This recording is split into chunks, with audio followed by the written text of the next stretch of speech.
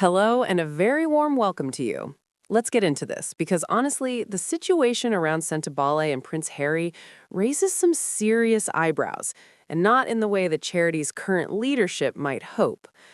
At the heart of this unfolding drama is a question posed by the Charity Commission for England and Wales that cuts straight through the noise.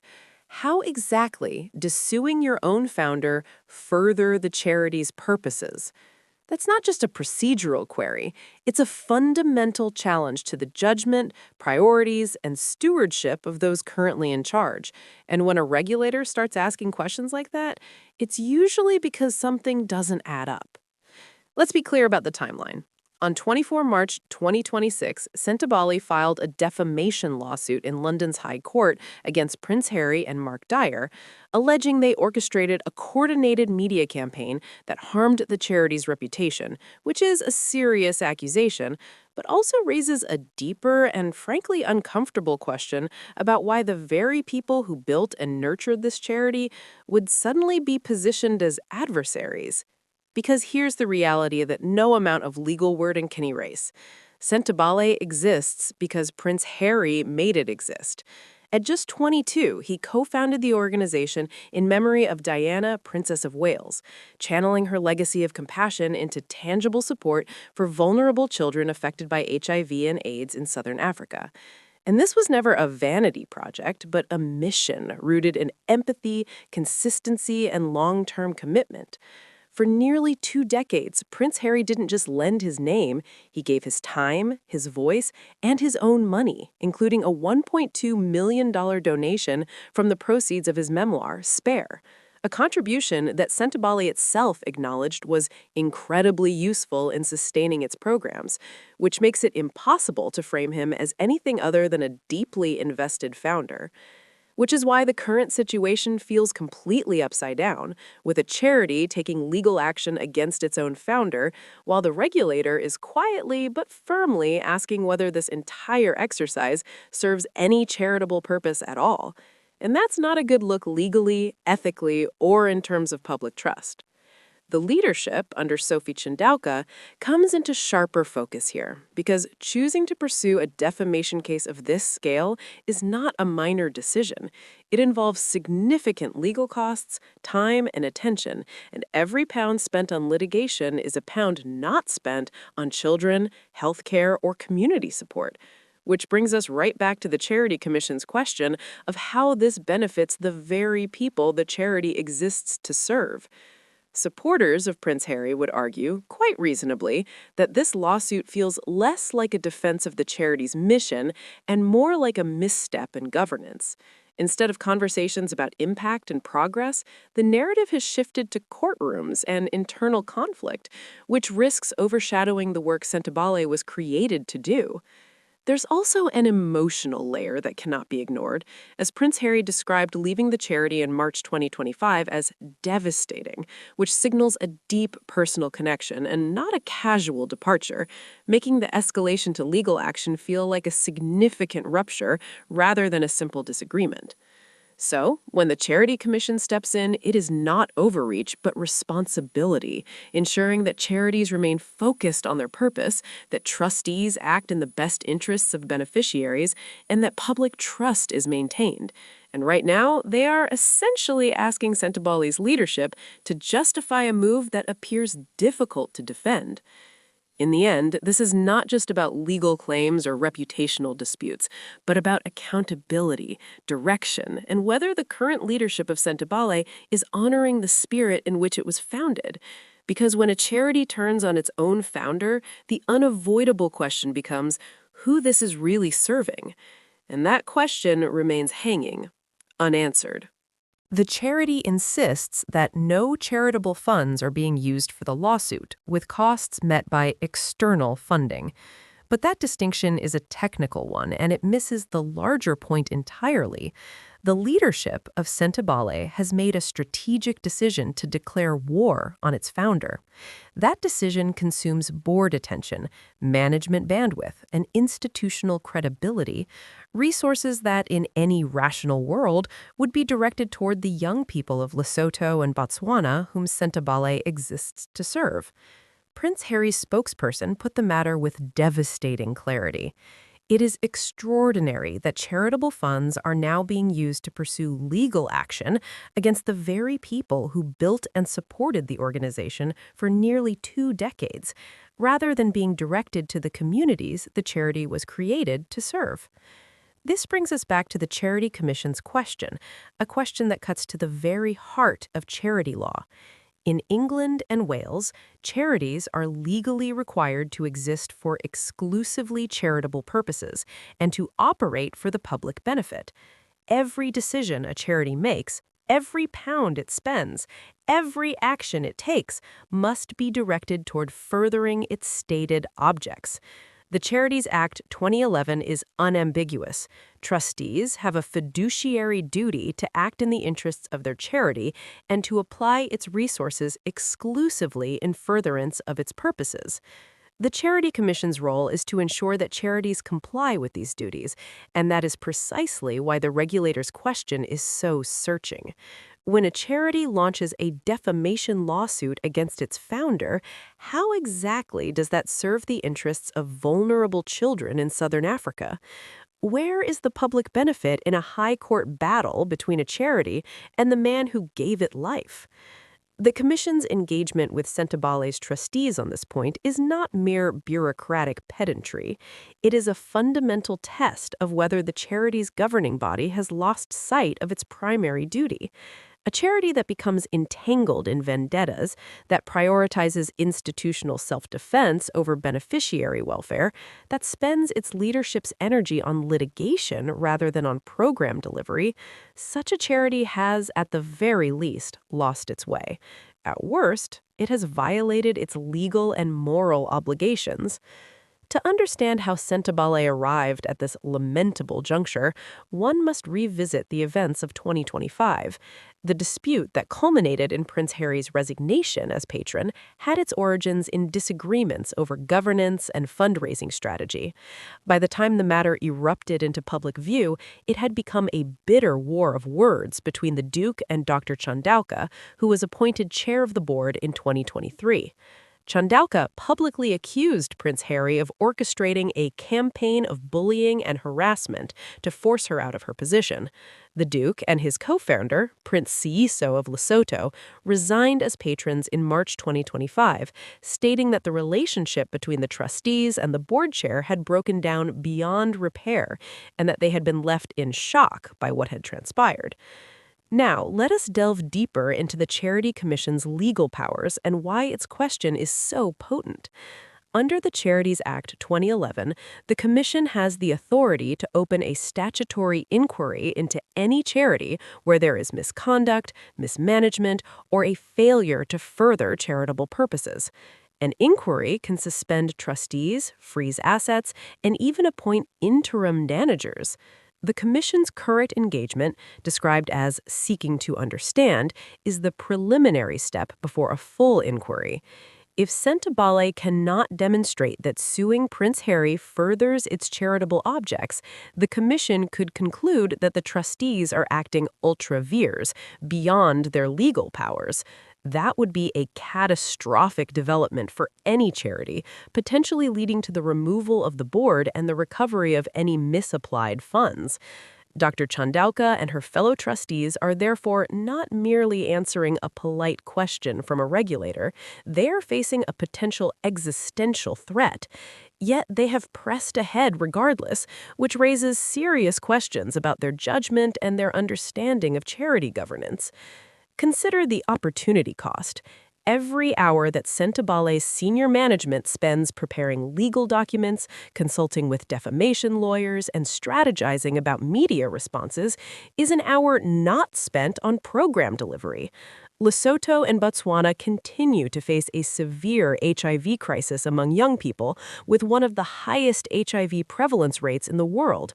Sentebale's flagship programs, the Let Youth Lead initiative and the Sentebale Hub model, require constant attention, fundraising, and adaptation. Instead, the charity's leadership is focused on a lawsuit against a man who donated $1.2 million to them. The external funding that Sentebale claims is covering the legal costs is itself a revealing detail. Who is providing that funding? What are their motives? Is it possible that external donors are bankrolling this litigation precisely to harm Prince Harry? The charity has not disclosed the source of the funds, citing confidentiality. But transparency is a core principle of charity governance. If Sentebale will not say who is paying for the lawsuit, the public is entitled to wonder whether the funding comes from parties with a vested interest in damaging the Duke of Sussex, perhaps media organizations he has sued for phone hacking, or individuals with political grievances against him. The lack of transparency is itself a red flag. Furthermore, the timing of the lawsuit is deeply suspicious. Prince Harry resigned from Sentebale in March 2025. The Charity Commission's compliance case concluded in August 2025, clearing him of bullying. The charity then notified the Commission of its intention to sue in February 2026, nearly a year after the resignation. Why the delay? If the defamation was so damaging, why did Sentebale not act immediately? The most plausible explanation is that the lawsuit is not genuinely about protecting the charity's reputation. Instead, it appears to be a punitive action designed to silence a former founder who dared to speak publicly about his painful departure. That is not a charitable purpose. It is vengeance dressed up in legal robes. The Charity Commission conducted a 4-month compliance case investigation into the affair. Its findings, published in August 2025, were damning, but not in the way that Dr. Chandauka had hoped. The regulator found no evidence of widespread or systemic bullying or harassment, including misogyny or misogynoir, at the charity. It cleared Prince Harry of the most serious accusations leveled against him. However, the Commission was scathing about the way the dispute had been conducted. Sentebale's problems played out in the public eye, enabling a damaging dispute to harm the charity's reputation, risk overshadowing its many achievements, and jeopardizing the charity's ability to deliver for the very beneficiaries it was created to serve, said Charity Commission Chief Executive David Holdsworth. The regulator criticized all parties for allowing the internal conflict to spill into public view, finding that there was blame on all sides. Yet, despite the Commission's conclusion that no bullying had occurred, and despite its criticism of the public airing of grievances, Sentebale's current leadership has chosen to escalate rather than de-escalate. A charity that was told by its regulator to resolve its differences privately and focus on its beneficiaries has instead launched a high court defamation claim against its founder. This is not healing, it is self-immolation. Prince Harry gave nearly 2 decades of his life to Sentebale. He gave his name, his energy, his money, and his heart. He described his departure as devastating because he genuinely loved the organization and the people it served. And now that same organization has chosen to repay him with a defamation suit. The irony is so bitter as to be almost unbelievable. The Charity Commission was right to ask its question, and the time has come for Sentebale's trustees to answer it, not with legalistic evasions about external funding or coordinated media campaigns, but with an honest reckoning of whether this lawsuit serves any charitable purpose whatsoever. Until they do, one thing remains clear. The young beneficiaries of Sentebale deserve better. And Prince Harry, a man who has given so much to so many, deserves better too. To expand further, let us consider the personal toll on Prince Harry. The Duke has spoken openly about his mental health struggles, including anxiety and the trauma of his mother's death. He has sought therapy and has become an advocate for mental health awareness through his work with BetterUp and his docuseries, The Me You Can't See. A defamation lawsuit is inherently stressful and intrusive. It requires the defendant to submit to discovery, to give depositions, to relive painful events under oath. For a charity that purports to support young people's mental health and well-being, subjecting its founder to such an ordeal is nothing short of hypocritical. Where is the charity's compassion? Where is its gratitude? Sentebale's board seems to have forgotten that charities are not just legal entities, they are moral communities built on trust, reciprocity, and shared values. By suing Prince Harry, the board has shattered that moral community. Future philanthropists will think twice before donating to or founding a charity if they believed that a future board might turn on them. The chilling effect on the charitable sector cannot be overstated. Moreover, the defamation claim itself faces high legal hurdles. Under English defamation law, a claimant must prove that the statement complained of caused or is likely to cause serious harm to its reputation. Sentebale will have to show that Prince Harry's alleged coordinated adverse media campaign actually damaged the charity's ability to raise funds, attract partners, or deliver services. Yet the Charity Commission's report found that the charity's problems were primarily self-inflicted, the result of all parties airing grievances publicly. How can Sentebale prove serious harm from Harry's actions when the regulator explicitly blamed the charity's own leadership for the reputational damage? This is a fundamental weakness in the charity's case. Prince Harry's legal team is likely to argue that any reputational harm suffered by Sentebale was caused by Dr. Chandauka's public accusations against Harry, not by anything the Duke said. The Duke's resignation statement was measured and sad, not aggressive. He expressed shock and devastation, but he did not attack the charity's current leadership by name. By contrast, Dr. Chandauka gave multiple interviews accusing Harry of bullying, misogyny, and misogynoir, accusations that the Charity Commission subsequently found to be unsubstantiated. If anyone has defamed anyone, the facts suggest that the chair defamed the founder, not the other way around. Yet it is Sentebale that is suing Harry, not Harry suing Sentebale. That inversion of justice is a scandal in itself. Let us also examine the governance failures that led to this point.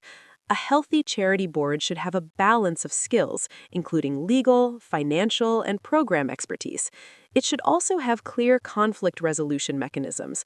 When disagreements arise between a founder and a chair, the board's role is to mediate, not to take sides. Yet in Sentebale's case, the board appears to have rallied behind Dr. Chandauka against Prince Harry. That suggests either that the board is dominated by the chair's allies or that the trustees failed to exercise independent judgment. The Charity Commission's criticism of all parties implies that the board as a whole failed to manage the dispute properly. Instead of forcing a reconciliation or facilitating a graceful exit for the founder, the board allowed the conflict to fester and eventually explode. Now, by endorsing a defamation lawsuit, the board has compounded its earlier failures. The trustees have a duty to act in the best interests of the charity, which means protecting its assets, its reputation, and its ability to deliver its mission. A defamation lawsuit does none of those things. It consumes assets, even if externally funded. It consumes trustee time and attention. It damages reputation by generating more negative headlines, and it impairs mission delivery by distracting management. Any reasonable trustees should have voted against this lawsuit. The fact that the board approved it suggests a profound failure of governance.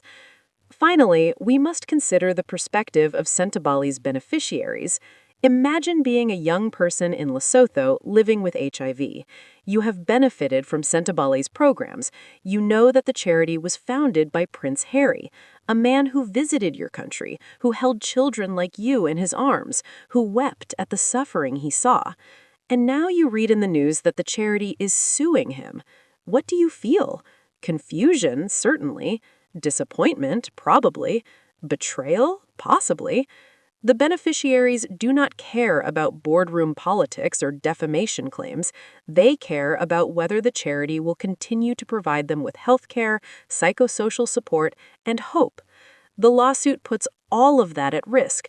Donors may withdraw, partners may distance themselves, governments may hesitate to fund a charity that seems more interested in litigation than in service. The true victims of this lawsuit are not Prince Henry or Dr. Chandauka or the trustees. They are the forgotten children of Southern Africa. The Charity Commission's question is therefore not just a legal formality, it is a moral plea.